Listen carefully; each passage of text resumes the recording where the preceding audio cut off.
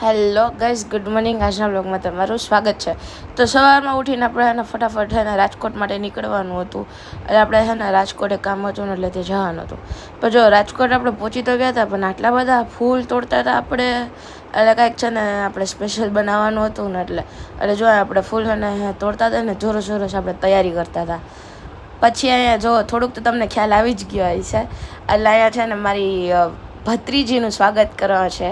હા, હું ફિયા બની ગઈ છું ને એટલે એનું બધું સ્વાગત કરવાનું ડેકોરેશન છે ને એ બધું મેં જ બનાવવાનું હતું અને મેં જ બનાવ્યું હતું. એટલે છે ને હું રાજકોટ આવી ગઈ હતી અને પછી જો આપણે અહીંયા વેલકમ મસ્ત લખી લીધું ફૂલું થઈને, અને પછી જો એના કંકુ પગલાં કરવાના હતા અને એટલે એનું બધું સ્વાગતની આપણે તૈયારી કરી લીધી અને પછી આપણે બેસી ગયા રાહ જોવા. A few moments later. પછી જેનો મને કેટલા મહિનોથી આમ રાહ હતી ને એ ટાઈમ જો આવી ગયો.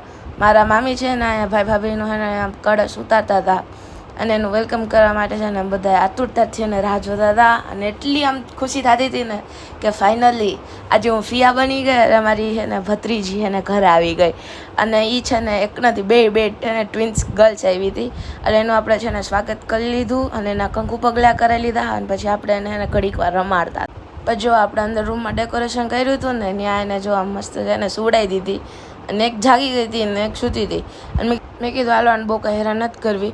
પછી આપણે બાલ્કનીમાંથી આટલો મસ્ત વ્યૂ દેખાતો હતો. પછી મને એવો વિચાર આવ્યો કે હું ટેરેસ ઉપર જાઉં અને થોડીક વાર શાંતિથી વ્યૂ એન્જોય કરું. એટલે પછી જો હું ટેરેસ ઉપર વહી ગઈ અને ત્યાં મેં છે ને આ વ્યૂ આખો હતો અને મેં મારા ફોનમાં કેપ્ચર કરી લીધો. મને શું કરે બીજા બ્લોગ સાથે. ત્યાં સુધી તો બધા લાઈક કરો, શેર કરો, કમેન્ટ કરો, ફોલો કરો.